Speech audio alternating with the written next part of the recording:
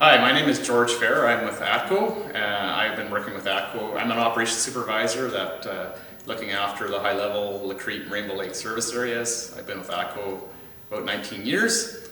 And I just want to talk to you today a little bit about ATCO's response to the 2019 Chuckegg wildfire and just give you a little bit of insight into how what the response was like for us and hopefully get you a good sense of a little bit better understanding of the response that ATCO had.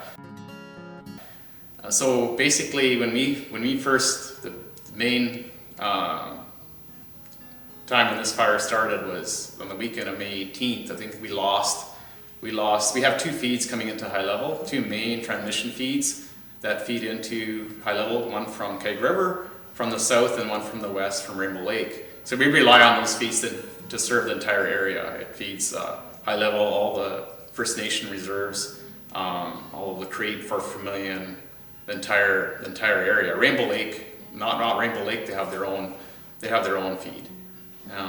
So basically, we lost one of those two feeds on May 18th already. We had several poles were burnt, and then on the Monday we lost the second feed, which created an entire blackout of the whole area of high level Lacrete, Little Red reserves, the Dene and Beaver, all those areas, the whole entire region.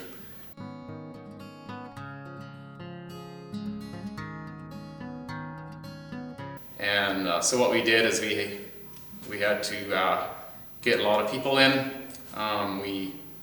We had to repair, we had to put back 200, there was 200 transmission poles lost between those two feeds and 100 distribution poles lost, mostly in Paddle Prairie when we lost all those poles on May 29th there, when that fire turned around and basically just devastated Paddle Prairie. That also took out a lot of our structures.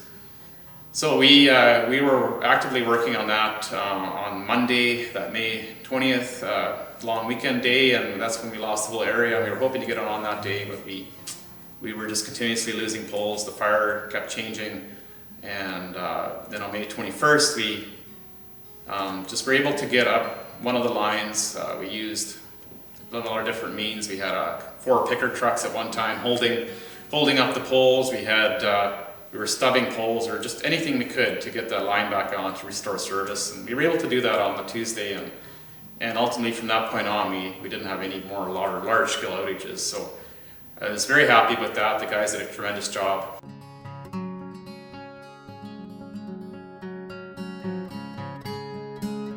And just to ensure that we weren't going to be without power like that again, we did bring in backup generation. We set them up at the substation in high level. We set it up at the substation in Blue Manor, which is close to Lacrete, just to ensure that something was to happen again with our main two feeds. We were able to fire up that generation and still feed all the residential customers.